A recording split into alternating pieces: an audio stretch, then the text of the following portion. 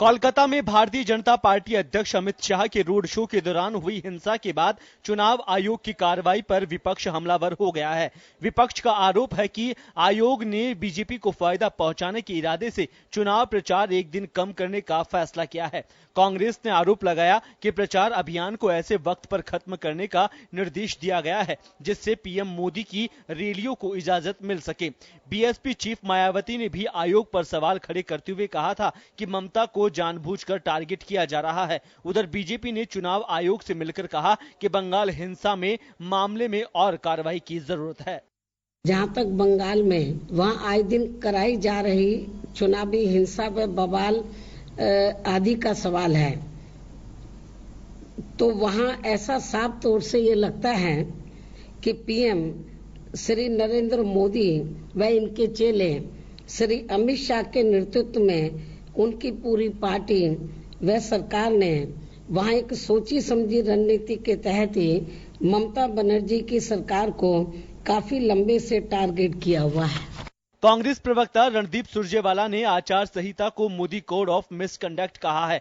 सुरजेवाला ने दावा किया कि कांग्रेस ने नरेंद्र मोदी और अमित शाह के आचार संहिता का उल्लंघन करने की कांग्रेस ने कम से कम 11 शिकायतें की थी। उन्होंने कहा कि क्या एमसीसी जो पहले मॉडल कोड ऑफ कंडक्ट था अब मोदी कोड ऑफ मिसकंडक्ट हो गया है, जो बीजेपी के राजनीतिक विरोधियों पर लागू होगा और पीएम और बाकी बीजेपी नेताओं को संरक्षण देगा। कांग्रेस प्रवक्ता ने कहा कि बीजेपी ने 14 मई को पश्चिम बंगाल में जो हिंसा की उसके लिए आयोग को बीजेपी अध्यक्ष और दूसरे नेताओं के खिलाफ कड़ी कार्रवाई करनी चाहिए थी। जिस तरह से पंडित ईश्वर चंद्र विद्यासागर की मूर्ति को तोड़ा गया उससे पूरे देश को झटका लगा है। उन्होंने कहा कि इससे यह दिखता है कि बीजेपी के मन में देश के सांस्कृतिक आइडल्स के लिए कितना सम्मान है।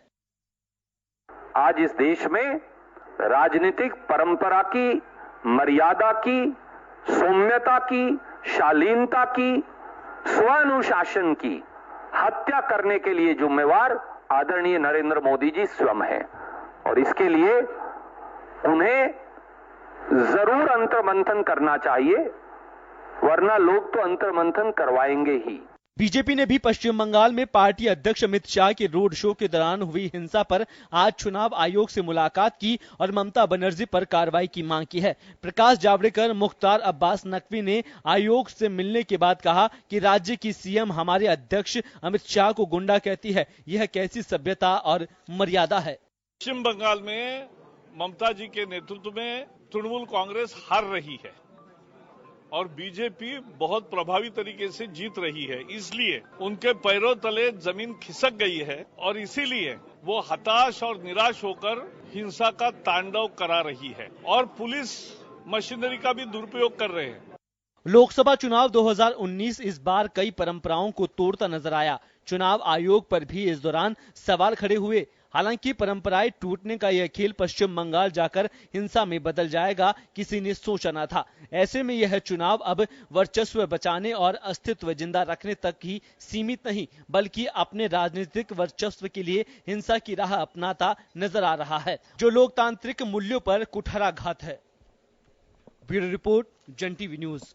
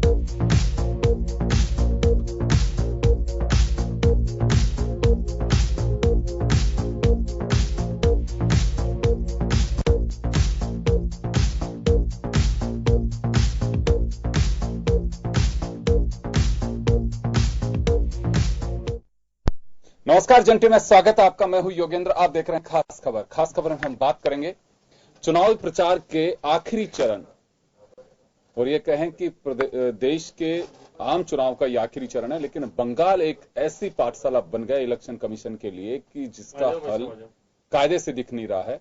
आए दिन कोई ना कोई नई पेचीदगियां।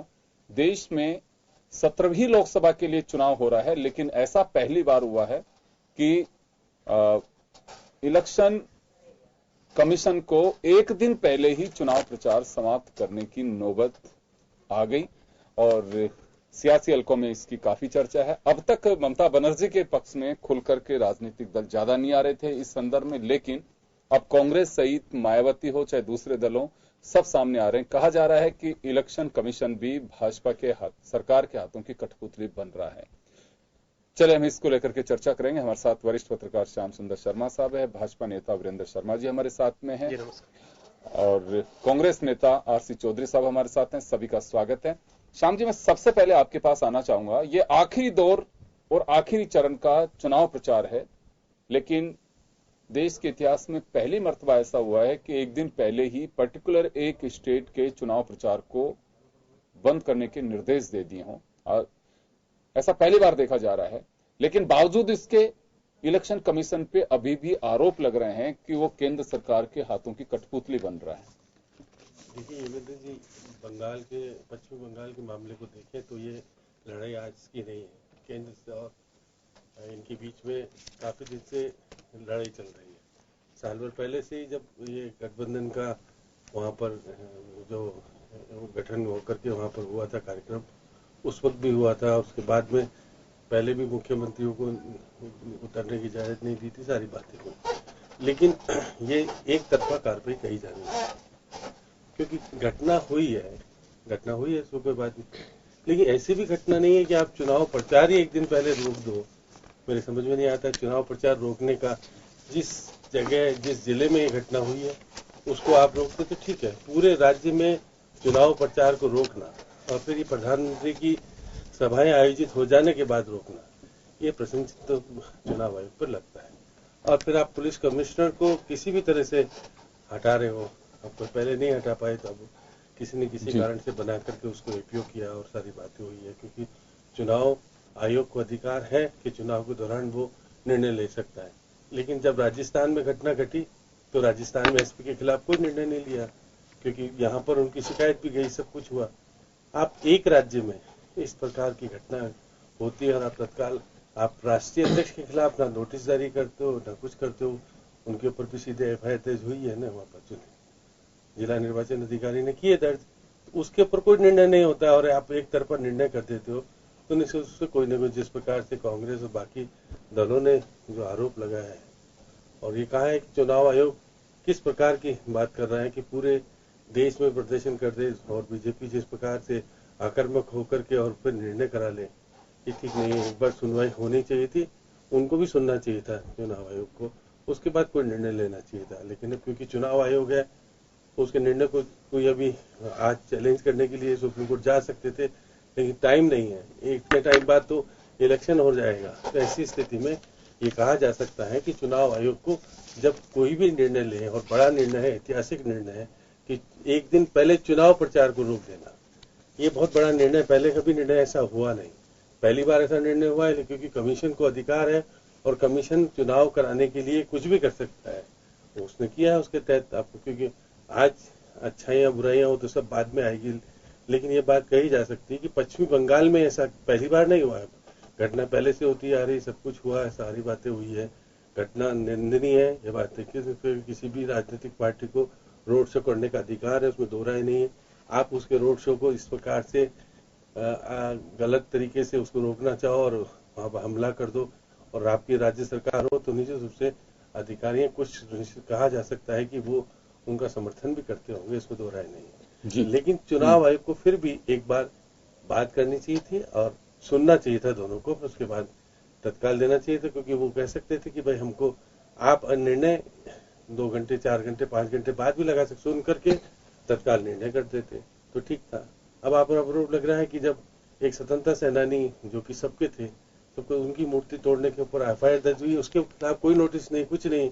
आप केवल तो ममता बनर्जी की पार्टी को बैन करो और सारी बातें कर दो, ये किसी कीमत पर ठीक नहीं कहा जा सकता। ये लोकतंत्र के लिए उचित नहीं कहा जाना चाहिए। आपको सबको सुनने का अधिकार है, फिर उसके बाद निर्णय करने का अधिकार चुनाव आयोग को था, वो कर सकता था, लेकिन ऐसा नहीं हुआ। अब आने वाले टाइम में, क्योंकि चुनाव 23 तारीख को रिजल्ट डिक्लेयर होगा, उसके बाद मालूम पड़ेगा कि इसका असर क्या होगा। बिल्कुल ठीक कर रहे हैं आप। वीरेंद्र शर्मा साहब के पास में जाना चाहूंगा मैं। वीरेंद्र जी, चौतरफा बात यह आ रही है कि इलेक्शन कमीशन को बीजेपी ने, केंद्र सरकार ने अपने प्रभाव में लेकर के ये फैसला करवाया है। ये कांग्रेस भी आरोप लगा रही है, मायावती भी लगातार आरोप लगा रही है, दूसरी पार्टियां भी ये बात कह रही हैं। कमीशन पे उंगलियां उठाई जा रही हैं, संवैधानिक पद है। जी देखिए, आरोप लगाना अपनी जगह, लेकिन कुछ विषय हैं जिन पे भी ध्यान देना होगा। जो आरोप लगा रहे हैं उन्हें भी उन विषयों पर ध्यान देना चाहिए। जो कह रहे थे कि भारतीय इतिहास में सब पहली बार हुआ कि चुनाव एक दिन पहले, वो चुनाव प्रचार एक दिन पहले खत्म कर दिया गया। भारतीय इतिहास में यह भी पहली बार हुआ है कि किसी राष्ट्रीय राजनीतिक पार्टी के नेताओं को हेलीकॉप्टर उतारने की अनुमति नहीं दी जाती है, सभा और रैली करने की अनुमति नहीं दी जाती है, यहां तक कि राजनीतिक पार्टियों के कार्यकर्ताओं की निर्मम हत्याएं की जा रही है।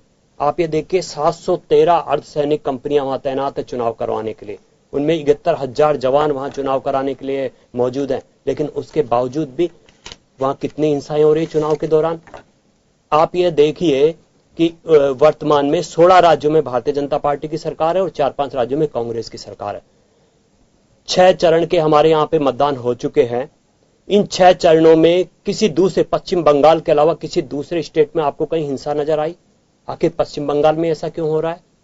क्या पश्चिम बंगाल में लोकतंत्र नहीं है? क्या पश्चिम बंगाल भारत का हिस्सा नहीं है? और वहां की मुख्यमंत्री के इस प्रकार के शब्द, चुन चुन कर बदला लूंगी, ये क्या शब्द हैं? ये लोकतंत्र है आपका? वह कह रही हैं कि भारतीय जनता पार्टी के दिल्ली ऑफिस पे जाकर कब्जा कर लूंगी। वह कहती है मैं नरेंद्र मोदी को प्रधानमंत्री नहीं मानती हूं, मैं नरेंद्र मोदी जी को थप्पड़ मारूंगी। ये किस प्रकार की राजनीति है आपकी? या फिर जो हिंसा हो रही है आप उसे उचित बतला रहे हैं? एक तरफ कह रहे हैं कि चुनाव आयोग ने ऐसा गलत किया है। चुनाव आयोग ने केवल भारतीय जनता पार्टी के लिए किया है क्या? चुनाव आयोग के लिए सभी दलों के लिए वह निर्णय हुआ है। और जो ये कह रहे हैं कि वहां प्रधानमंत्री जी की रैली के बाद में ऐसी व्यवस्था की गई है, तो उनको यह भी जानना चाहिए कि वहां ममता दीदी की भी आज भी रैलियां हैं, दो प्रधानमंत्री जी की रैलियां तो 2 ममता दीदी की भी रैलियां। और मैं समझता हूं जिस प्रकार 25 वर्ष पूर्व जब कश्मीर से 4 लाख हिंदुओं को बेदखल किया गया था, ठीक उसी प्रकार का प्रक्रिया पश्चिम बंगाल में चल रही है। वहां हिंदुओं को बेदखल करने की प्रक्रिया प्रारंभ हो चुकी है, जिसके ऊपर जो राजनीतिक दल कश्मीर में हिंदुओं को बेदखल करते समय चुप थे, आज वह राजनीतिक दल ममता दीदी के अत्याचार और हिंसा पर कुछ नहीं बोल रहे। यहां तक कि जिन राहुल गांधी के लिए ममता दीदी ने कहा कि वो अभी बच्चे हैं, वो राजनीति नहीं समझते, वो भी ममता दीदी का साथ दे रहे। ये राहुल गांधी जी का दोगलापन नजर आ रहा है। वह कहते हैं कि मैं प्यार मोहब्बत की राजनीति करना चाहता हूं। उन्हें पश्चिम बंगाल में प्यार मोहब्बत की राजनीति क्यों नहीं दिख रही? अगर वह प्यार मोहब्बत की राजनीति करना चाहते तो पश्चिम बंगाल में हो रही हिंसा पर चुनाव आयोग में जाते, सुप्रीम कोर्ट में जाते। कोई भी एक राजनीतिक दल ऐसा बताइए जो पश्चिम बंगाल में हो रही हिंसा पर जिसने अंगुली उठाई हो, जो कह रहा हो कि ये गलत हो रहा है। कोई नहीं कह रहा, सिर्फ भारतीय जनता पार्टी के कार्यकर्ताओं की निर्मम हत्याएं हो रही है, कोई कुछ नहीं कर रहा। कैसा लोकतंत्र है? चौधरी जी, आपके पास में आना चाहूंगा कि राजनीतिक दलों का दोहरा चरित्र है, ये आरोप है बीजेपी का, और ये कहा जा रहा है कि ममता बनर्जी को लेकर के जो उंगलियां उठा रहे थे, आज वो लोग सब खामोश है। सीधा इशारा राहुल गांधी की तरफ भी है। ये भी कहा जा रहा है कि हिंसक घटनाएं हुई हैं पंचायत चुनाव से वहां पे, उसके बावजूद भी एक राजनीतिक दल इसकी निंदा नहीं कर रहा। सबसे पहले तो योगेंद्र जी मैं कहना चाहूंगा 26 मई 2014 को जब नरेंद्र मोदी जी ने देश के प्रधानमंत्री के तौर पर शपथ ली थी, उस शपथ के बाद में जब इतना बड़ा 30 साल के बाद में जितना बड़ा जनादेश मिला, और जनादेश लोगों ने मुद्दों के आधार पर दिया था, सबके साथ सबके विकास, एक भारत श्रेष्ठ भारत का स्लोगन के साथ जो भारतीय जनता पार्टी आई थी उसके लिए दिया था। लेकिन दुर्भाग्य से जैसे ही सत्ता पे आसीन हुए और आसीन होते ही जिस प्रकार से उन्होंने जो एक अपने आदर्श पुरुष के तौर पे जिनको लेके चले, जो ध्रुवीकरण के एक स्तंभ रहे, उसको जो लेके चले और उसी के आधार पे उन्होंने राजनीति की। और राजनीति की शुरुआत के साथ साथ उन्होंने जो इस लोकतंत्र की जो मर्यादा को कायम रखते हैं, लोकतंत्र की जो स्तंभ है, उनकी जो शक्ति देने का जो काम है 130 करोड़ आबादी की, उन सब पे एक सुनियोजित ढंग से हमले करने का एक प्रयास किया। देश के तमाम, चाहे संवैधानिक संस्थान हो, चाहे सीबीआई हो, चाहे ईडी हो, चाहे आरबीआई हो, चाहे एनएसएस हो, तमाम कोई जितने भी जो संवैधानिक संस्थान है, उनके एक चरणबद्ध तरीके से उन्होंने हमला किया। और पहली बार सुप्रीम कोर्ट के भी 4 जज इस देश के अंदर जनता की अदालत में आके और मीडिया से रूबरू हुए। उसी कड़ी के अंदर जो चुनाव आयोग है, उसके पूर्व 8 चुनाव आयोग एक प्रेस कॉन्फ्रेंस करते हैं और प्रेस कॉन्फ्रेंस करके कहते हैं कि चुनाव आयोग की गरिमा गिर रही है। आखिर क्या वजह थी? जिस गरिमा को बनाने के लिए सदियों तक लोगों ने अपने जज्बे का जो प्रणाम दिया था, आज उसको कुचलने का कुछ संगीत प्रयास क्यों किया जा रहा है।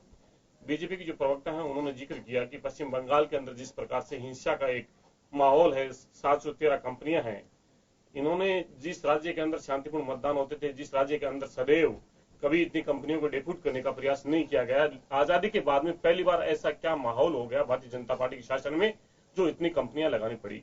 हिंसा और उन्माद की बात करते हैं भारतीय जनता पार्टी के राष्ट्रीय अध्यक्ष अमित शाह जी, जिस दिन ये रोड शो करते हैं उसी दिन एक चुनावी रैली को संबोधित करते हैं, और चुनावी रैली को संबोधित करके जिस प्रकार से जो उन्माद भरते हैं, एक धार्मिक उन्माद भरते हैं, जिस प्रकार से एक हिंसा का माहौल बनाते हैं और चुनौती दे के जाते हैं कि हम जा रहे हैं, जिनको देखना है वो देख लेना, एक ललकार देते हैं। और ललकार इस तरीके से जो लोकतंत्र के अंदर एक उन्माद पैदा करके लोकतंत्र के जो नैतिक मूल्य हैं उनकी हत्या की जाए। इन सब की हत्या करने के बाद में देश का चुनाव आयोग, जिसकी आदर्श आचार संहिता होती है, वो आदर्श प्रचार तंत्र मोदी जी का और अमित शाह जी का नजर आता है। एक तरफा कार्रवाई होती है।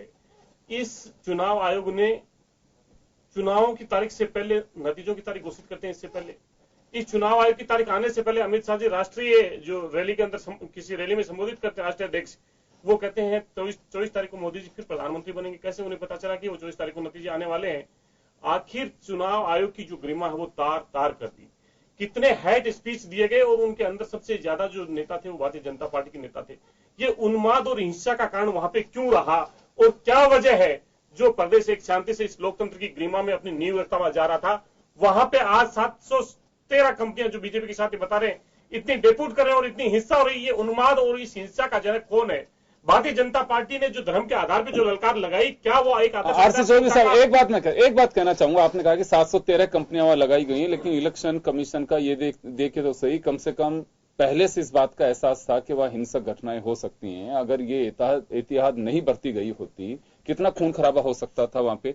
और सुरक्षा मुहैया कराना, आज ये देखिए उत्तर प्रदेश हो, ये बात एक इस देश के अंदर वेस्ट बंगाल को छोड़ करके कहीं कोई हिंसक घटनाएं नहीं हुई है, या बस एक नक्सलाइट जो एरिया है वहां पे छोड़ दीजिए, बाकी उत्तर प्रदेश, बिहार कहीं इस तरह की कोई हिंसक घटनाएं नहीं हुई है। तो ये तो अगर हिंसक घटनाओं को रोकना है तो आपको पूरी मुस्तैदी के साथ में वहां की ग्राउंड रिपोर्ट आपको तैयार करनी होगी। और ये बात सही है कि अगर ऐसे हालात वहां पे, जबकि 7 चरण में मतदान है बंगाल के अंदर, अगर ये पोजीशन वहां पे नहीं की गई होती तो कितना खून खराबा हो सकता था। मैं कह रहा हूं 2014 से पहले ऐसी स्थिति नहीं थी। 2014 में भारतीय जनता पार्टी की सरकार बनती है, एक मजबूत सरकार बनती है, और मजबूत सरकार बनने के बाद में इस अखंड भारत के एक राज्य के अंदर ऐसी स्थिति पैदा होती है, उसका जिम्मेदार कौन है?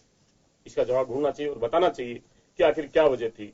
जहां पे धार्मिक आधार पे जो उन्माद, संविधान में देखिए कानून व्यवस्था का जिम्मा स्टेट गवर्नमेंट का, कानून व्यवस्था का ये जो डिप्लोइड की कंपनी स्टेट के कैसे चुनाव आयोग अभी जो है चुनाव आयोग केवल बूथ के अंदर कर सकता है, बूथ के बाहर नहीं, बूथ के अंदर करेगा चुनाव आयोग। कानून बाहर तो प्रदेश सरकार ही करेगी। डिप्लोइड की गई है। अगर इस लॉ एंड ऑर्डर की व्यवस्था नहीं करनी तो सीआरपीएफ क्या स्टेट के अंदर में है? क्या राज्य सरकार के अधीन होती है? क्यों ये कंपनियां बाहर से भेजी गई है? क्यों बटालियंस भेजी गई है? चुनाव आयोग की अनुशंसा में भेजी गई है और चुनाव आयोग भेजता है। और लॉ एंड ऑर्डर की जो स्थिति मेंटेन करने का जो आज निर्णय ले रहे हैं, जिसने आईजी को हटाया और हटाया, चीफ सेक्रेटरी को हटा रहे हैं, तो ये निर्णय क्यों लिया है उन्होंने? क्योंकि कंप्लीट जो तंत्र है वो चुनाव आयोग के अधीन है अभी। इसलिए आखिर उस उन्माद का कारण ढूंढना पड़ेगा जो लोकतंत्र का एक सशक्त स्तंभ होता था। तो आपका क्या कहना सीधा आप क्या कहना चाहिए? सीधा क्यों आप बताइए? इस केंद्र सरकार पे आप आरोप लगा रहे हैं। केंद्र सरकार ने उस जगह घृणित राजनीति की, और वो घृणित राजनीति जो ये हिंसा की जो घटना हुई, जो अमित शाह जी की जो रैली के ऊपर जो हुआ, वो दोनों तरफ से सुनियोजित एक तरीका था।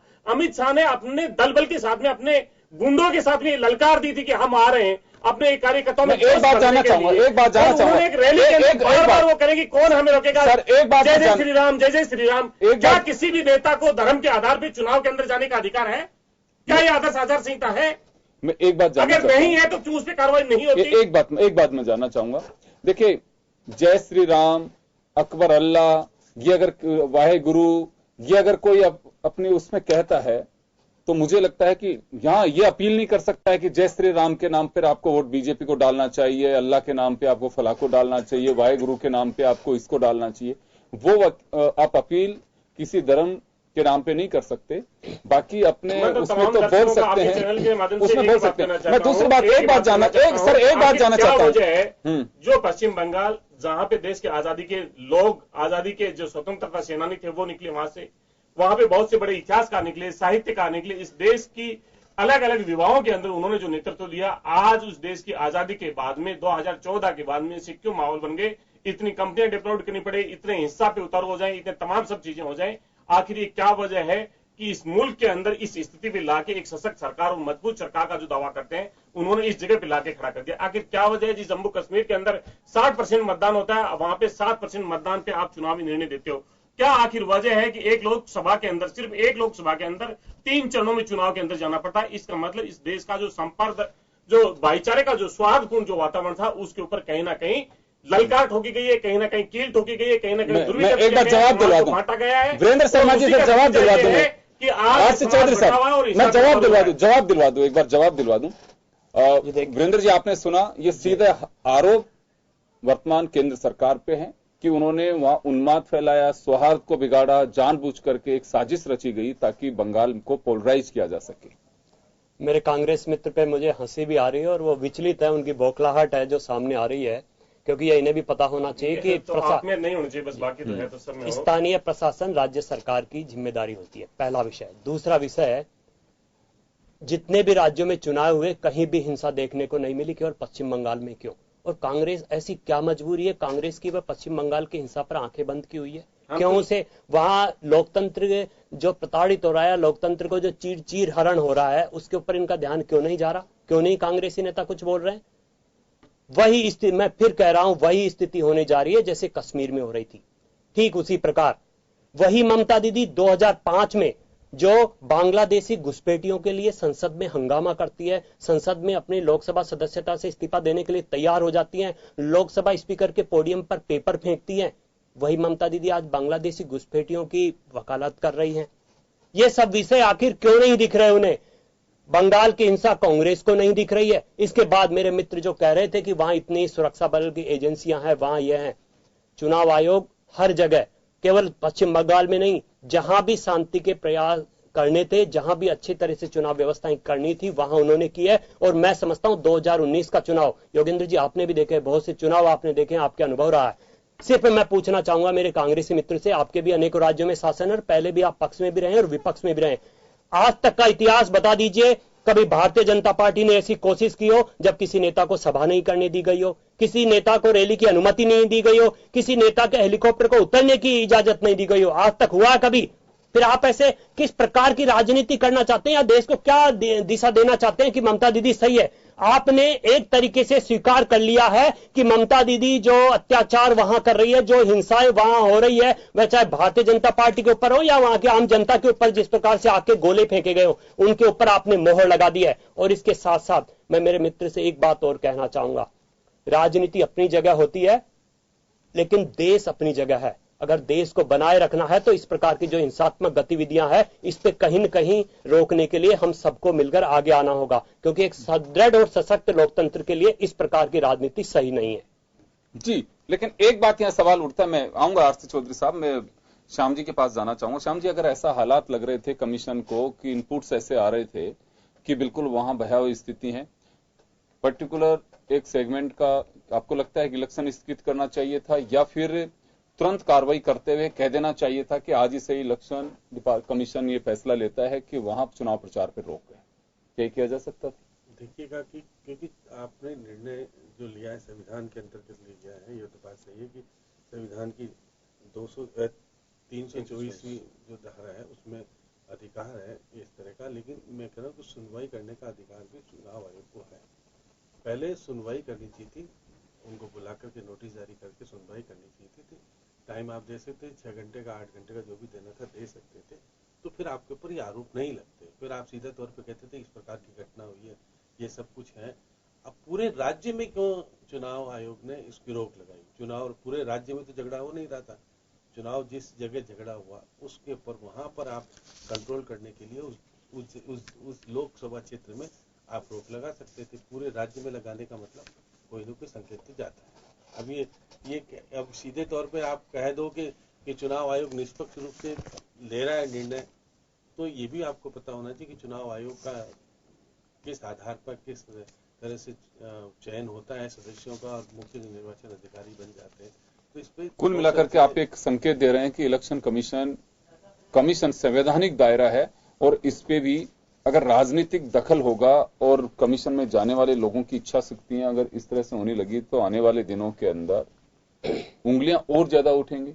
निश्चित रूप से, क्योंकि मैं फिर कह रहा हूं कि जिस प्रकार से कमीशन बनता है और कमीशन के लोग चयनित किए जाते हैं, उस पर इच्छा शक्ति अलग तरह से होनी चाहिए। एकदम अब प्रतिपक्ष के नेता को भी उसमें शामिल करना चाहिए। इसमें नहीं हुआ, सीधे तौर पे हो जाता है। तो मैं मान के चलता हूँ कि जिस प्रकार की उंगलियां जब उठ रही है, आप देखिएगा कि आप नोटिस देते हैं। आप अमित शाह को, मैं आ रहा हूं श्याम जी, आपके पास लौटूंगा। एक छोटे से ब्रेक के लिए रुकेंगे, ब्रेक के बाद हम जल्दी आएंगे वापस।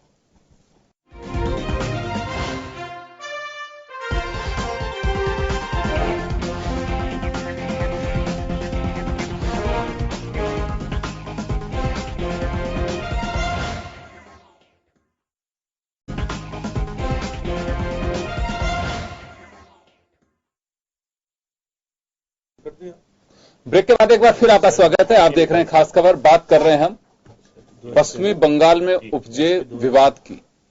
इसके बाद राजनीति में कई तरह के सवाल खड़े हो रहे हैं। इलेक्शन कमीशन भी इससे छूटा हुआ नहीं है। मैं श्याम जी आपके पास में था, मैं एक बात जानना चाहूंगा यहाँ पे।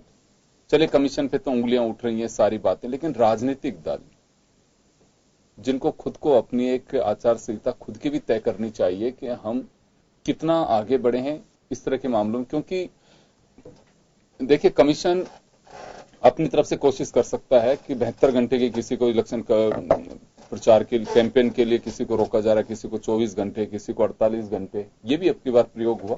हालांकि पहले भी ये इस तरह का कमीशन प्रयोग कर चुका है, लेकिन दोनों ही तरफ राजनीतिक दलों को भी अपनी एक जो साख, मेरा मतलब है साख, लोकतंत्र के इस इतिहास में पहले आप देखें कि भारत का इलेक्शन वास्तव में एक टूरिज्म स्पोर्ट भी बन गया था। पहले आते थे लोग, भारत में लोकतंत्र के चुनाव हैं, इसको देखने जाएंगे, लेकिन अब ये तो मखौल देखने आते हैं इसका कि किस तरह का लाफ्टर शो हो रहा है, इंडियन ग्रेट ड्रामा, ये सारी चीजें देखते हैं। अब जो आते हैं, आप देखिए ट्विटर्स पे किस तरह से आने वाले टूरिस्ट अपने एक मैसेज डालते हैं, जो मुझे लगता है एक चिंता का विषय।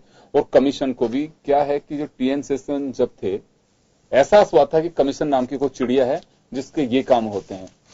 तो ऐसा दोनों ही तरफ एक विचार करने की आवश्यकता है। मुझे ऐसा महसूस होता है कि चाहे कमीशन हो या फिर राजनीतिक दल हो, जिन्हें अपने खोई हुई साख को वापस लाने के लिए आवश्यकता है। लेकिन यहां एक वीरेंद्र शर्मा साहब ने एक सवाल खड़ा किया है कि ये एक साजिश के तहत किया जा रहा है। इनका इशारा सीधा सीधा कश्मीर में जिस तरह से मुस्लिम बाहुल्य के होने के कारण वोट की पॉलिटिक्स की उस वक्त भी कई बार उंगलियां उठी, कांग्रेस को भी टारगेट किया गया कि ये लोग खामोश थे, इस वजह से कश्मीरी पंडितों को धकेल दिया गया वहां से। ये सब जानते हैं कि अब वो किसकी वजह से क्या रहा, ये डेप्थ में जाने की आवश्यकता है। लेकिन यहां एक चुनौती क्या वास्तव में इस देश के सामने है कि बंगाल जो इतना बड़ा हमारे मुल्क का एक स्टेट है, ये संभव है कि वहां से हिंदुओं को खदेड़ने की साजिश रची जा रही हो, या भी है कि पॉलिटिकल सगुफा है ये। देखिए, ग्रामीण क्षेत्र में कुछ स्थिति बन सकती है, लेकिन शहरी क्षेत्र में तो क्योंकि वहाँ हिंदू बड़ी तादाद में है, कलकत्ता में ये संभव नहीं है, या बाकी बड़े शहरों में जहाँ भी है वहाँ पर ये सब संभव नहीं है। गाँव में हो सकता है कुछ स्थिति बनी हो जहाँ पर इस तरह की घटनाएं हुई है, लेकिन वहाँ केंद्र सरकार का अधिकार बनता है ना, वहाँ पर आपको जांच करानी चाहिए कि सारी, जब आपके पास केंद्र की सारी शक्तियां मौजूद है और सब ये तथ्य मौजूद है, तो आप क्यों नहीं कर रहे थे? आपने बंगाल में जाकर के, यदि अमित शाह जी कह रहे हैं कि 12 विधायक हमारे उसमें 40 विधायक, अगर ये चीजें आप अस्थिरता की बात तो आप कर रहे हो जाकर के, क्या किसी राष्ट्रीय अध्यक्ष को कहने का अधिकार है कि मेरे 40 विधायक हमारे? मोदी जी ने कहा है, वो तो प्रधानमंत्री जी ने भी कहा है, तो ये अधिकार है क्या प्रधानमंत्री को कि किसी चुनी हुई सरकार के विधायकों के लिए कहे कि हमारे संपर्क में है? इसका मतलब क्या चाहते हो? आप तोड़फोड़ करना चाहते हो, अराजकता और गलत चीजें तो आप पैदा कर रहे हो बोल करके। ये सब चीजें प्रधानमंत्री के लेवल पे नहीं बोली जानी चाहिए। मर्यादा जब प्रधानमंत्री खोएंगे तो बाकी तो खोएंगे, बाकी के लिए आप नहीं कह सकते हो कुछ भी। इसलिए चुनाव आयोग ने नोटिस उनको बरी कर दिया कि हाँ, लेकिन आप किसी दायरे, प्रधानमंत्री को किसी भी दायरे में कुछ भी नोटिस देने के बाद उनको सब में बरी किया गया, एक भी किसी में ना अमित शाह को अभी तक आपने देखा। कांग्रेस का यही आरोप है कि हमने अमित शाह नरेंद्र मोदी के खिलाफ 11 शिकायतें की, लेकिन उनका डिस्पोजल नहीं हुआ, ना उन पे किसी तरह का कॉग्निजेंस लिया गया।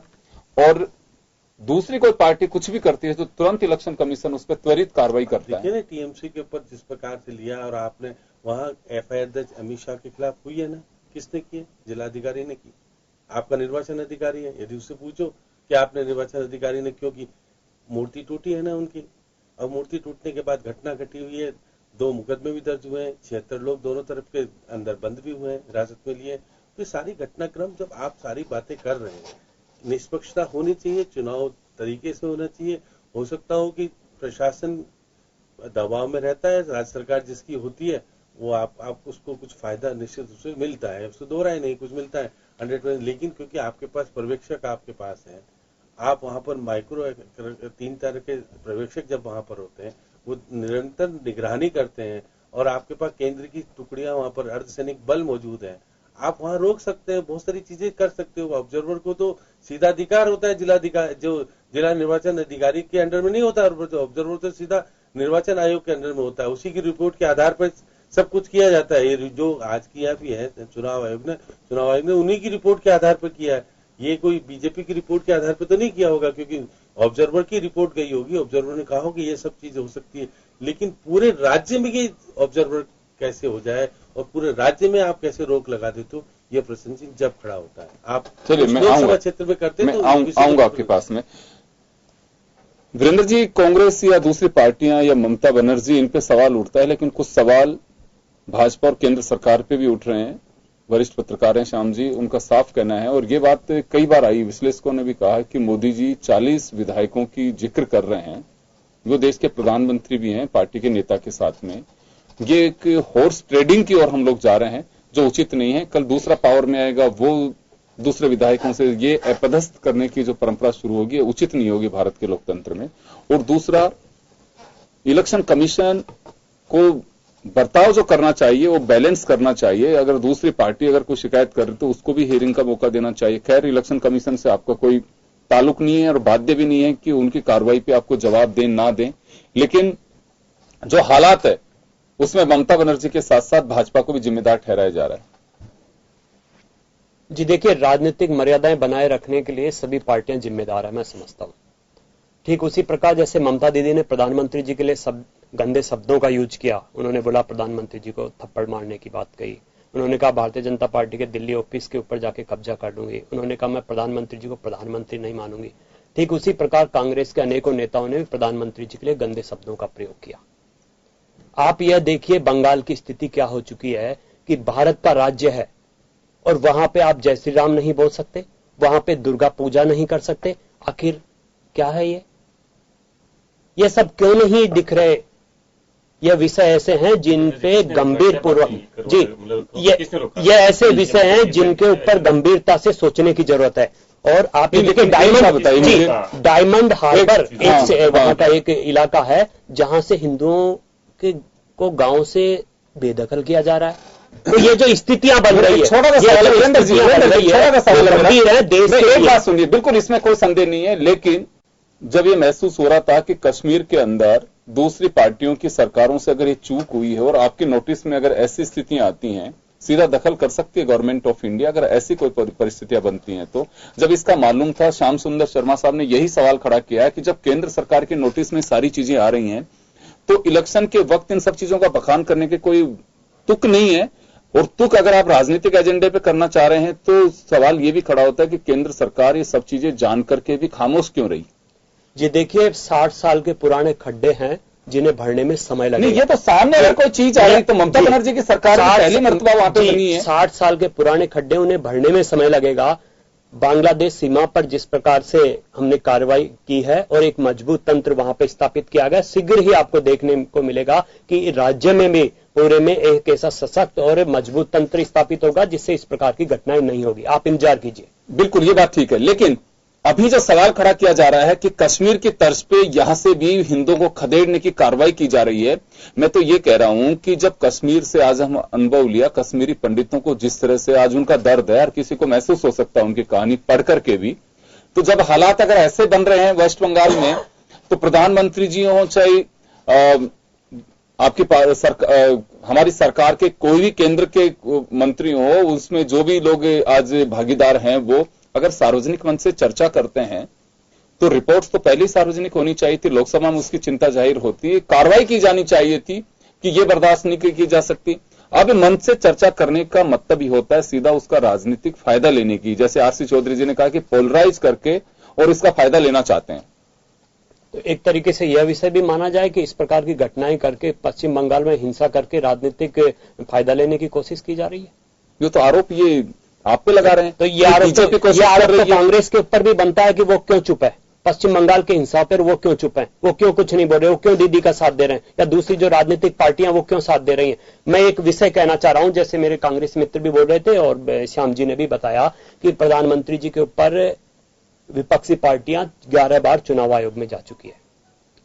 सीकर की सभा में अगर प्रधानमंत्री जी ने कहा कि मैं यहां की जनता का अभिनंदन करता हूं, कांग्रेस पार्टी इसी विषय को लेकर चुनाव आयोग जाती है कि कांग्रेस प्रधानमंत्री जी ने तो अभिनंदन शब्द का प्रयोग किया, यह गलत है।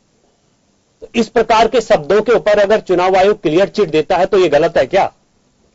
और मैं समझता हूं आप खुद भी जितने भी विषयों पर कांग्रेस पार्टी चुनाव आयोग गई है, आपका सम्मान अभिनंदन इसका जिक्र नहीं है। देखिए आप देखिए जितने भी विषयों पे कांग्रेस पार्टी चुनाव आयोग गई है वो कोई भी ऐसा गंभीर विषय नहीं था जिसके ऊपर। चलिए मैं एक बात और बता देना चाहता हूं, गुलाम नबी आजाद और सुरजेवाला इनका जो बयान है उनका ये कहना है कि कमीशन के रवैये को लेकर के हम इसकी निंदा करते हैं।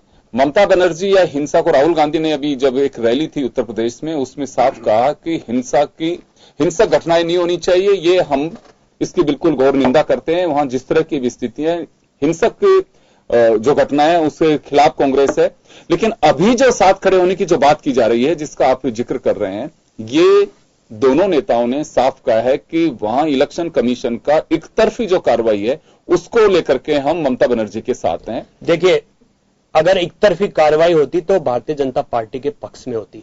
पूरे प्रदेश के ऊपर कार्रवाई हुई है और सभी जी को दो रैलियां करने के अनुरोध, ममता दीदी की भी 2 रैलियां, आज ममता दीदी की भी रैलियां, दो रैलियां ममता दीदी की, उनको भी किया जाता है। और यानी कि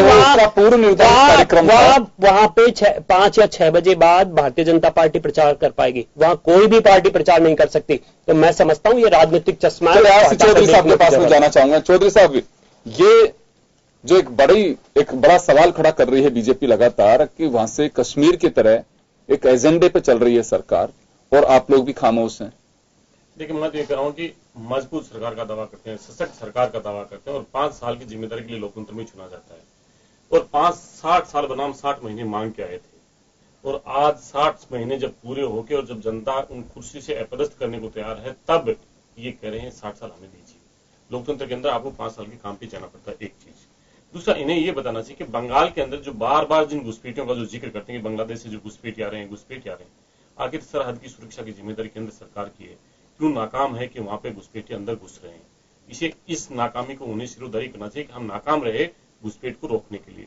दूसरा, वहां पे भारतीय जनता पार्टी की एक स्टेट की पदाधिकारी वहां की जनप्रतिनिधि चुने हुए मुख्यमंत्री की एक पोर्ट्रेट बना के जो भेजती है जिसपे हाईकोर्ट है उन्हें संज्ञान में लेके और जनता से माफी मांगने के लिए कहता है, उस पर वो कुछ नहीं बोलते। इन्हीं में भारतीय जनता पार्टी की एक प्रत्याशी हुई कहती है कि नाथुराम गोडसे वो देशभक्त है। तो भारतीय जनता पार्टी अगर नाथुराम गोडसे की विचारधारा में विश्वास रखती है और वो उन्हें देशभक्त नजर आते हैं तो वो मोदी की अहिंसा में विश्वास कर नहीं सकती, क्योंकि हिंसा उसका मूल मंत्र है, जन्म है।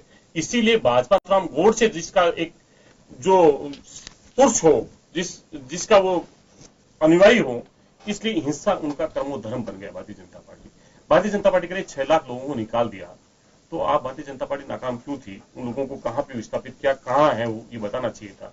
दूसरा, यहाँ पे 10,000 रोहिंग्या मुसलमान आ जाते हैं और वो कश्मीर तक पहुंच जाते हैं, उस तरह की रक्षा कौन कर रहे थे? किस वजह से? मैं कह रहा हूं कि भारतीय जनता पार्टी को लोकतंत्र की गला घोंटा है, इस राष्ट्र के जो संविधान है उसके संवैधानिक मूल्यों का गला घोंटा है, इस देश के अंदर नफरत की जड़ें जमाई है, इस देश के अंदर सिर्फ ध्रुवीकरण के आधार पर वो चुनाव जीतना चाहती है। उत्तरी भारत के लोग समझ चुके हैं, इसलिए वो पश्चिम बंगाल में इसका प्रयास कर रही है। लेकिन मैं ये सोचता हूं कि जब त्रिपुरा में भारतीय जनता पार्टी की सरकार बनती है तो वो लेनिन की मूर्ति को गिराते हैं और ये कहते हैं हम विदेशी विचारकों को यहाँ पे नहीं रहने देंगे। उसके बाद में तमिलनाडु में पेरियार की मूर्ति गिराते हैं, उसके बाद में वो उत्तर प्रदेश में अम्बेडकर की मूर्ति गिराते हैं और आज पश्चिम बंगाल के अंदर ईश्वरचंद विद्यासागर की मूर्ति गिराते हैं और प्रधानमंत्री फिर कहते हैं हम इस मूर्ति को बनाएंगे। गिराने वाले बना नहीं सकते। इस देश के अंदर महापुरुषों की मूर्तियों को तोड़ने का एक सतत सिलसिला जो चलाया वो कहां से तोड़ेंगे?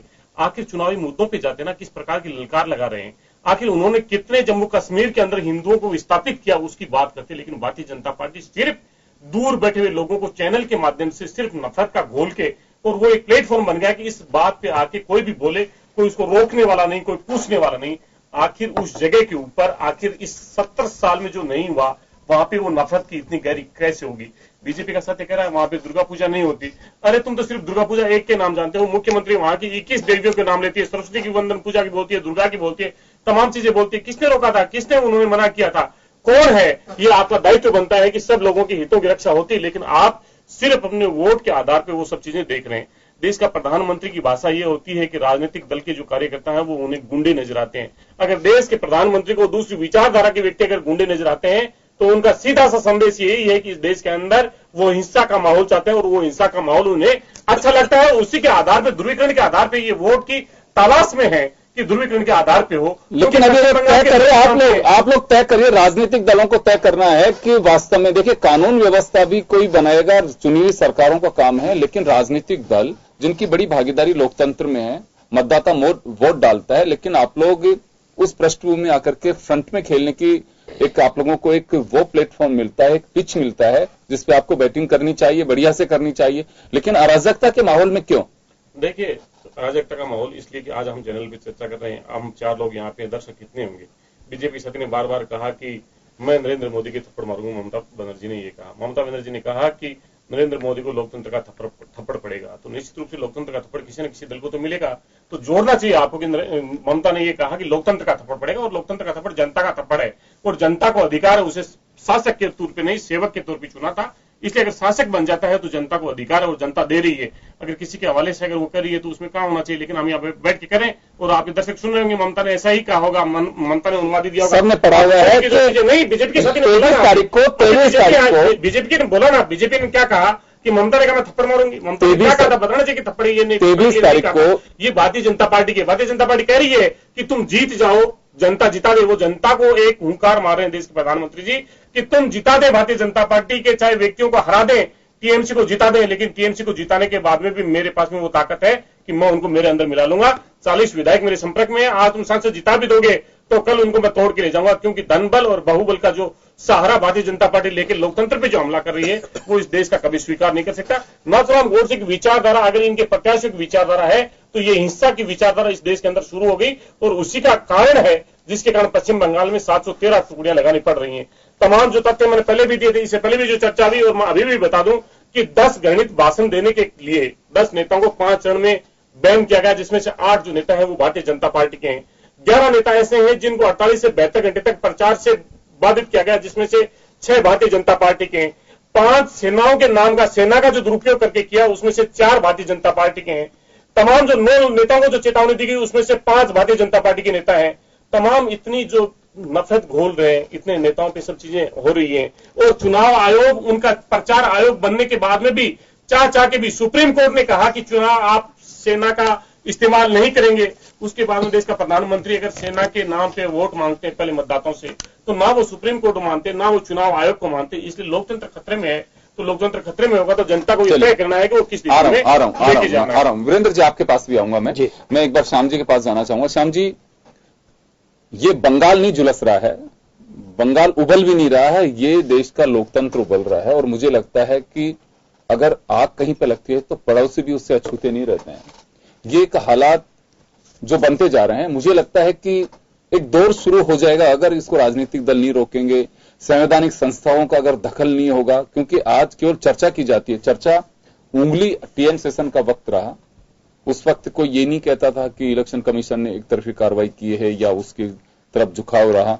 ऐसा क्या हो रहा है कि अभी कमीशन पे उंगलियां उठ रही हैं, संवैधानिक संस्थाओं पे उंगलियां उठ रही हैं। कहीं ना कहीं इसके लिए कमीशन को भी सोचना चाहिए। कमीशन पे उंगलियां उस दिन से उठना शुरू हुई जब गुजरात, हिमाचल प्रदेश के इलेक्शन डिक्लेयर हो रहे थे। गुजरात के चुनाव डिक्लेयर नहीं किए थे, लेकिन काउंटिंग की डेट पहले डिक्लेयर कर दी गई थी, मिस्टर रावत थे उस वक्त। तो ये कुछ ऐसी चीजें हैं जिसपे वास्तव में गौर करना चाहिए। मैं तो ये कहना चाहूंगा, और मेरा सवाल भी आपसे, क्या वास्तव में अभी तो ये कहा जाता है कि वीरेंद्र शर्मा साहब कह रहे हैं कांग्रेस दोषी है, कांग्रेस कह रही है कि केवल बस मकसद एक ही है कैसे भी करके वहां अराजकता फैला करके और अपने पक्ष में लोगों को किया जा सकते हैं। अराजकता से कोई वोट बटोरे जा सकते हैं। देखिए योगेंद्र जी, मैं कह रहा हूँ कि चुनाव आयोग का आप शुरू से देखें कि आप जब कार्रवाई करने का वक्त आया तो चुनाव आयोग ने कहा कि हमको नोटिस देने का अधिकार है और एडवाइजरी जारी करने का अधिकार है। जब सुप्रीम कोर्ट ने फटकार लगाते हुए कहा कि आपको और भी अधिकार है और आप नहीं करोगे तो हम करेंगे, तो फिर उनको लगा कि जब सुप्रीम कोर्ट कहीं हमारे ऊपर नहीं, पूर्व आयुक्तों ने भी कहा है कि अधिकार बहुत सारे कमीशन के पास। कमीशन उसको काम में ले ही नहीं रहा उसको। आप देखिए, जिस तरह की कार्रवाई करने का आपको अधिकार है तो आपको सुप्रीम कोर्ट फटकार लगा रहा है, कह रहा है कि आप करिएगा नहीं तो हम इस पे सीधी कार्रवाई करेंगे। तो दूसरे दिन बैन लगाने की कार्रवाई होती है। मायावती पे भी लगता है, आजम खान पे भी लगता है, तो आपकी मेनका गांधी पे भी लगता है, बाकी लोगों को भी लगता है जिस प्रकार की घटना हो रही है। लेकिन ये बात सही है कि आप बिल्कुल निष्पक्ष होकर के काम कीजिएगा, और निष्पक्ष होकर काम करने का तरीका ये नहीं है जिस तरह से चुनाव आयोग ने निर्णय किया। निर्णय करने से पहले ऑल पार्टी मीटिंग, चलिए वो तो सारी बात, ये मैं ऑल पार्टी मीटिंग, ये कमीशन सुनना चाहिए था, बातचीत करनी चाहिए। उसके बाद यदि निर्णय, बहुत टाइम था आपके पास, आज का टाइम तो था ना, क्योंकि चुनाव आयोग को कल से रोक लगानी पड़ रही थी, तो आज सुन सकते थे, बातचीत कर सकते थे। उसके बाद फैसला तो आपके अधिकार में है, आप ले सकते हो। फुल कमीशन लेकर के सारी बातें होती है। अब आप केवल ये कहो कि आप जब जिला अधिकारी है, निर्वाचन अधिकारी ने अगर अमित शाह के खिलाफ मुकदमा दर्ज किया है तो आप क्या उनको नोटिस नहीं दोगे? नहीं दो। आपकी हिंसा हुई है किसके रोड शो में हुई है? अमित शाह के रोड शो में हुई है। अब रोड शो में आप पहचान कीजिएगा कि वो कौन लोग, उनके लोग भी मौजूद थे क्या? आपने हिरासत में लिया है ना लोगों को। चलिए वो तो मैं दूसरी बात कहना चाह रहा हूं। देखिए बंगाल को, ये तो एक इलेक्शन का टाइम की बात है, बंगाल के साथ में आप थोड़ा सा मैं पीछे ले जाना चाहूंगा। विदाउट इलेक्शन पीरियड सीबीआई की जब कार्रवाई करने के लिए वहां पे मिस्टर आलोक कुमार के यहां पे पहुंची थी, तो उस वक्त बंगाल पुलिस ने सीबीआई पे कार्रवाई की, उनको एक तरह से बंधक बना लिया। उसके बाद आपको ध्यान होगा कि देवगौड़ा, उन्होंने साफ कहा था कि जो बंगाल में हुआ सरकार वही कराना चाहती है, जब केंद्र सरकार, उनके मंत्रियों के, इनके ईडी के और उनके छापे शुरू हुए। तो मैं ये बात जानना चाह रहा हूं आपसे कि क्या वास्तव में जो एजेंसीज हैं वो केंद्र सरकार के अधीन आती हैं, इसमें कोई डाउट नहीं है? क्या उनके इशारे पे कार्रवाई की जा रही है? अगर कार्रवाई की जा रही तो एक सिलसिला शुरू हो जाएगा। कब थमेगा इसकी गारंटी कोई नहीं दे सकता। ये राजनीतिक दलों को खुद को तय करना चाहिए, क्योंकि बंगाल में ममता बनर्जी ने साफ कहा कि देशतापूर्ण तरीके से कार्रवाई कर रही है केंद्र सरकार, हमें बर्दाश्त नहीं करेंगे। यही बात कर्नाटक में कही गई। फिर ये तो सिलसिला ही बहुत अलग होगा। हर राज्यों के अंदर अपनी एक अलग तरीके से, साउथ की तमिलनाडु वगैरह के तो कई केसेस में ही अपने अंदाज से उन्होंने कर दिया। देखिएगा, जब कुछ चीजें सामने नजर आती है कि आप कार्रवाई कर रहे हो तो एक दल के खिलाफ कर रहे हो, आपके दलों के खिलाफ, आपके लोगों के खिलाफ तो ही नहीं। इतनी कार्रवाई हुई, आपने ईडी की कार्रवाई हुई, सीबीआई की कार्रवाई हुई, आखिर किसके खिलाफ हुई? और चुनाव के नजदीक आते आते कार्रवाई बढ़ी, पहले कार्रवाई नहीं हुई। तो ये सब चीज इंगित करती है कि आपके जो, आपको पता है कि आप केंद्र सरकार के अधीन होती है सारी एजेंसी, तो दो राय नहीं, लेकिन एजेंसी के अधिकारियों को जब लगाया जाता है, हटाया जाता है। अब देखिए, हटाया ना उसको, सीबीआई के डायरेक्टर को नहीं, सुप्रीम कोर्ट के कहने के बाद भी आपने हटा दिया बाद में भी उसको। तो ये सारी चीज कहता है कि आप सदुपयोग करते हो उन साधनों का, क्योंकि आप केंद्र सरकार के अधीन होने के बाद वो साधनों का सदुपयोग करते हैं और वो अपने अच्छे के लिए करते हैं। ये तो है नहीं कि आपके खिलाफ के लिए करेंगे। तो ऐसी स्थिति में निश्चित रूप से प्रश्न चिन्ह जब भी लगता है कि आप चुनाव आने से पहले सारी कार्रवाई करो, चुनाव के दौरान कार्रवाई करो, तो ये सब चीजें ठीक नहीं लगती। तो इसलिए प्रधानमंत्री यह इलेक्शन, बिल्कुल यह जो इलेक्शन है, इसमें उंगलियां वीरेंद्र जी कई बार जांच का तरीका और जांच एजेंसियों के साथ साथ केंद्र पे भी उठी है। मैं आपको एक दो बात बताना चाहूंगा। चिटफंड योजना का, सॉरी योजना नहीं, चिटफंड स्कैम का जिक्र अमित शाह साहब भी करते हैं और प्रधानमंत्री जी भी करते हैं, बिल्कुल करना चाहिए। लेकिन जब कांग्रेस हो चाहे दूसरी पार्टियां ये सवाल खड़ा करती हैं कि जो लोग चिटफंड में शामिल थे और वो बीजेपी के दामन को थाम लिया, उनके खिलाफ कार्रवाई क्यों नहीं होती है? तो एक पक्षी कार्रवाई क्यों? अगर ममता बनर्जी का भतीजा उसमें इन्वॉल्व है तो उस पर ईडी का छापा, या दूसरे एसआईटी के, उस वक्त एसआईटी के जो चीफ थे उनके छापे, दूसरे लोगों पे छापे। लेकिन जो बीजेपी में चले गए उनके यहाँ छापे क्यों नहीं? वो पाक साफ कैसे हो गए? स्नान हो गया कुंभ में कि बीजेपी में चले गए तो चलो उनको छोड़ दिया जाए। उसके अलावा जब किसी मुख्यमंत्री की गाड़ियां चेक कर ली जाती हैं, ऑब्जर्वर को ये राइट है, ये कमीशन ने दिया हुआ है, लेकिन जब प्रधानमंत्री जी के हेलीकॉप्टर को चेक किया जाता है तो उसको सस्पेंड कर दिया जाता है। कुछ ऐसे इश्यूज हैं जो प्रतिपक्ष को एक तरह से सवाल सरकार ने थमा दिए। जी देखिए, पहली बात तो कुछ ऐसे विषय हैं जो मेरे कांग्रेस मित्र बता रहे थे, मैं उनका भी जवाब देना चाहूंगा। बिल्कुल दीजिए, और ये भी दीजिए जवाब। जी जरूर। कांग्रेस की तुष्टीकरण की पराकाष्ठा देखिए आप कि बंगाल में हो रही हिंसा, इन्हें हिंसा नजर नहीं आ रही, और इन्होंने जो किए थे सिख नरसंहार, ये अगर पूरा मैं आपकी बात में मैंने गंभीरता पूर्वक सुनी है। आपने भी गलत आरोप लगाए थे, आप भी सुनिए। आपने तो आरोप लगाए जो हो चुका, वो बता रहा हूं मैं। आपने तो जो किया वो बता रहा हूं, आपने तो जो किया था इसके अंदर शांति के व्यापार के अंदर ये आपकी बौखलाहट है जो शांति से नहीं सुन पा रहे। किसकी नहीं है पता चल जाएगा। सिख नरसंहार तो मोदी जी की है, जबरन नसबंदी है, तमाम सब यही बोलना चाहते बोलिए तुम्हें नहीं, तुम जवाब नहीं दे सकते कि पश्चिम बंगाल आप सुनना चाहेंगे। आपकी पूछा ना मुझे क्यों तोड़ा आपने? मैं जवाब दे रहा हूँ ना आपका। क्यों नहीं आप ये बौखलाहट आपकी, ये बौखलाहट है, ये बौखलाहट आपकी, ये संभावित हार की आपकी बौखलाहट है। जो जिस नसबंदी की बात करें उसकी धर्मपत्नी तो तुम्हारे लिए रक्षक कवच बनी हुई है, तुम्हारे लिए आज बहुत ही आपके ही परिवार का एक बेटा था जिसने गंभीर कार्य किया था, गंभीर अपराध किया था। तुम्हारे तो कैबिनेट मंत्री है, वो कैबिनेट मंत्री है, आप बोल चुके हैं। नहीं बोलना चाहिए, बोलिए ना तुम, आप बोल चुके हैं, उसको बाहर निकाले। आप सुनना भी सीखिए, जवाब नहीं दे सकते, नहीं ले सकते, सुनना भी ले सकते। भारतीय जनता पार्टी के सिर्फ प्रवक्ता चैनल पे बैठ के तमाम ध्रुवीकरण के प्रयास के अलावा और कुछ नहीं करना चाहते, इसलिए ऐसे चैनल पे हम कभी भी ऐसा मौका नहीं देंगे कि वो सिर्फ ध्रुवीकरण का प्रयास करें। आप सत्ता की कुर्सी पे बैठे, जवाबदेही की सीट पे है, सत्तारूढ़ दल के नेता है, इसे बताइए कि उस पश्चिम बंगाल के अंदर जो 60 साल में नहीं हुआ, आखिर 5 साल में इतनी नफरत क्यों हो गई, इसका जवाब हमें चाहिए। जो बीजेपी के अंदर जो मिल गए थे, जो मोदी जी ने बार बार जाके कहा हमारे पास में सीबीआई है, हमारे पास में सीबीआई है। हेमंत बिस्वा आपके ठीक हो गया, टीएमसी के जो नेता थे वो ठीक हो। आप कितने भी चिल्ला लीजिए, आपके पाप और अत्याचारों का जो आपने किया था उसका कांग्रेस का काला मुंह पूरे देश के सामने है। लोग कितने भी चिल्ला लीजिए, देश की देखिए आपके परिवार को और आपके कार्यकर्ताओं को। अगर आप इन्हें बोलने देना चाह रहे तो बोलने दीजिए। भारतीय जनता पार्टी बोलना चाहते आप जितना बोलना चाहते तो बोल चुके हैं।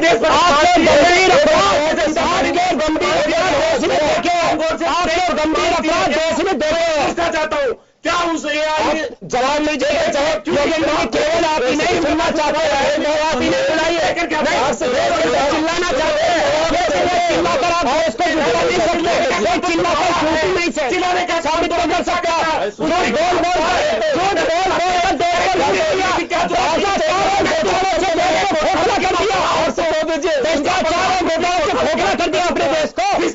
प्रधानमंत्री देश का चोर हो, उस वो लोग जिसके राष्ट्रीय प्रधानमंत्री और पहली बार जिस प्रकार की भाषा यूज कर रहे हैं कांग्रेस का व्यक्तित्व और कांग्रेस का कार्य सामने आ रहा है। तुम्हारे पास मैं लगाऊंगा आपके बात जवाब नहीं है,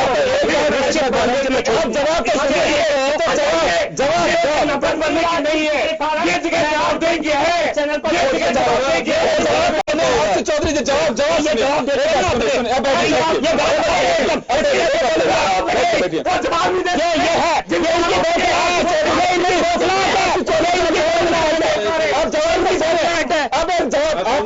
आप 5 सवाल खड़ा कर रहे हैं, सामने वाला बोलेगा नहीं तो आप जवाब दे रहे हैं, आप हल्ला कर रहे हैं, जवाब तो सुने। आप कुछ भी बोलेंगे, आप झूठ पे झूठ बोले जाएंगे, आपके